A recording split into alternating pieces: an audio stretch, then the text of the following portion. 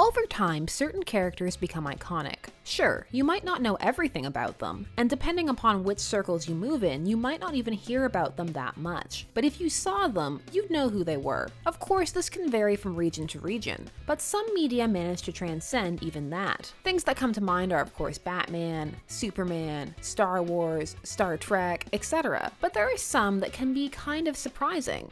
One of those is Archie. At the time of this recording, there is even an upcoming CW show attempting to bring the character back to the limelight. And there has been a recently relaunched, ongoing, more modern run in comics. So what's going on? Is this misplaced nostalgia? Or does Archie have real staying power? What has made Archie and the gang stand the test of time? Archie has been around for a long time, since 1941, and has existed in many formats. Ongoing comic series, which have featured spin-offs from his large supporting cast, a long-lasting radio drama, which is very interesting to listen to these days, a syndicated comic strip, and many animated adaptations. Plus, of course, some musical tie-ins. Cause yeah, Archie has a band, because of course he does. But what's so special about Archie? He's a red-headed average student with a garage band that's pretty decent. He likes two very different girls who both like him back, one rich and spoiled, giving him access to a different social tier, one more down-to-earth and friendly and more accessible, as well as a bit of a doormat. Sorry, Betty, but doing the boy you like's homework is not the way to his heart. He has a best friend who loves food and is pretty much always in his corner, but also isn't afraid to call him out when he's gone too far. He has rivals, but nothing too intense, and is pretty much on good terms with everybody. He never has money, yet somehow is able to do what he needs to, such as hang out at the local diner with all his friends. It's certainly no "my parents are dead" or "with great power comes great responsibility," but Archie promises something entirely different. The relatable fantasy.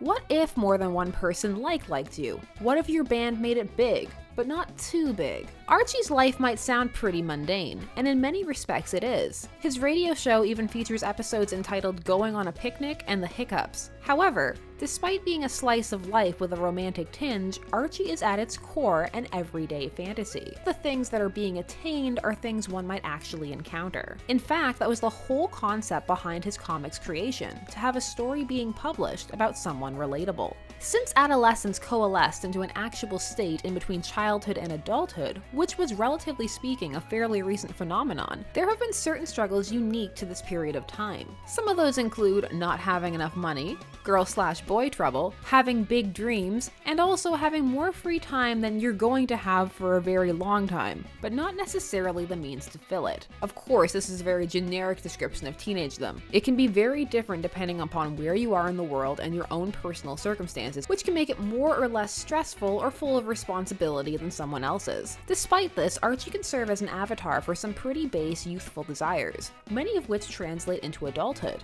Some of these are wanting to be liked and having a good core group of friends, being desired, actually having people like you, having a passion and being good at it and recognized for it. Archie and his friends have these things, and for all their problems, not only did they rarely get that intense, at least originally, but they were always quickly resolved. Booked a date with two girls at the same time? Don't worry, not only will they have forgotten about it and forgiven you, they'll also still be friends with each other. Ultimately, the mundanity of Archie's existence is a bit of an illusion. The problems may be simple, but the solutions and execution are comical and idyllic, which isn't to say Archie was entirely realistic, because it was not, and played with different genres and different concepts, especially as it evolved over time. Which leads into the fact that Archie and his friends have grown. All of them start off as base archetypes with one or two core traits, but over time and the sheer quantity of their adventures, more and more began to be added to their characters. And because their environment is so generic, it's actually very easy to move Archie and the gang around, or introduce foreign elements into their environment and have it still feel like Archie. That's how you can have shows like Archie's Weird Mysteries, comics like Archie Meets the Punisher, and still feel like Archie hasn't entirely jumped the shark. Again, it comes back to that fantasy element. You want to see these scenarios play out and resolve themselves. Not just for Archie, but for everyone, which would explain why so many of Archie's supporting cast got their own releases and stories, even having their own entirely Archie-less adventures. Betty and Veronica got up to some great hijinks on their own. And what about the awesome adventures of Sabrina the Teenage Witch Witch, or Josie and the Pussycats, because we can thank Archie for those as well. But what about this Riverdale update? It looks very much as if it's trying to be dark and gritty and ever so CW. How does this gel with Archie's cheery disposition and tone? Well, this isn't the first time Archie's tone has been radically altered, and it won't be the last. The comic series exploring parallel realities where Archie married either Betty or Veronica, that detailed the very realistic marital and life problems of both, got pretty dark. And people loved it. It was interesting, and it was something that lots of people had always wondered. What would the difference really be? And Archie's weird mysteries dove right into the realm of the paranormal.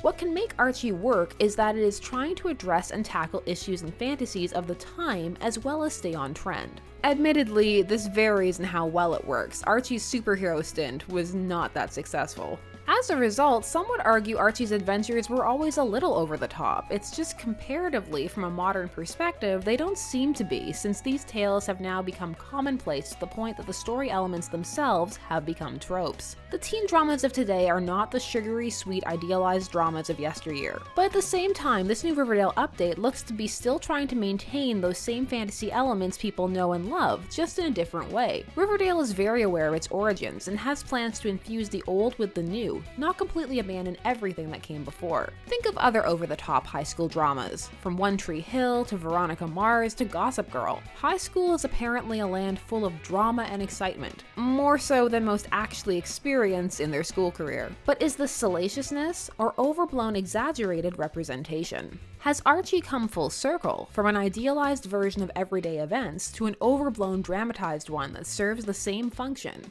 Namely, escapism. From a normal that is attainable to making you feel normal by comparison, Archie can be an escape into a world where everything is simple and makes sense, even if it isn't necessarily accurate. The attempts to make characters go through what is relevant at the time makes it easy to project oneself onto the characters, which perhaps may be why they have endured, despite how poorly pretty much every on-screen adaptation has done. Riverdale, of course, still being up in the air at the time of this recording. That's not to say Archie is perfect by any means.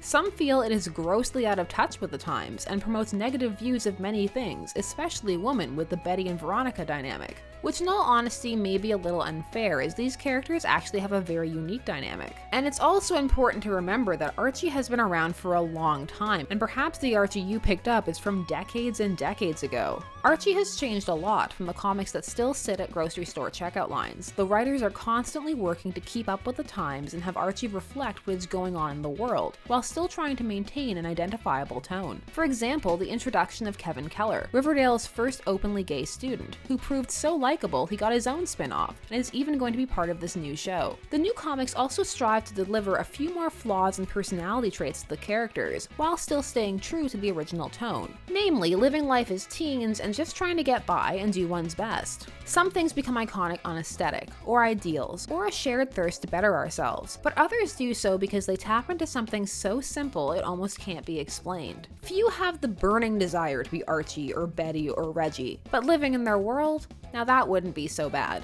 It's probably why Riverdale is such a nice place to go back and visit. Not just because of nostalgia, although that does admittedly help, but also for the feeling of safety and security that it can sometimes invoke. Of course, it's not for everyone. Maybe some thought it was too silly, or didn't find any of the characters relatable at all, or find that in its modern iteration it still doesn't go far enough in terms of representation or diversity. Or some simply find it boring. Watching a guy try to scrape up money to take his girlfriend out definitely isn't for everyone. On top of some finding Archie boring, others find him to be too inoffensive and feel that he needs to be a bit more out there to have any kind of real impact. Others feel that Archie and his entire gang and just the concept is really a product of its time and should just stay there, or move over for some more accurate and progressive stories. Some feel that the early gender politics involved in Archie are still very much at play, and just that the whole thing needs to be scrapped, which again, seems a little harsh for a comic that tries so hard. Regardless, Archie and co are still identifiable to most, whether you like them or not. One thing is for certain, Archie isn't going anywhere anytime soon. And that's okay, because not every daydream is grand or extravagant. For every kid who's dreamed of being a superhero, there's one who's just dreamed of having a fun place to go with their friends.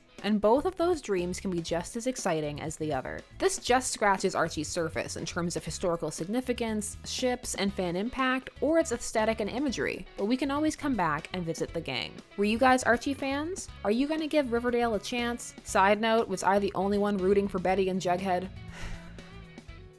I sure hope not. Or does Archie's continued popularity baffle you? Share everything down below. This was Shipper's Guide to the Galaxy. Thanks so much for watching. Don't forget to like, share, comment, and subscribe. Check out Twitter to see what's coming up next, and as always, stay tuned, for there are as many ships out there as there are stars in the sky.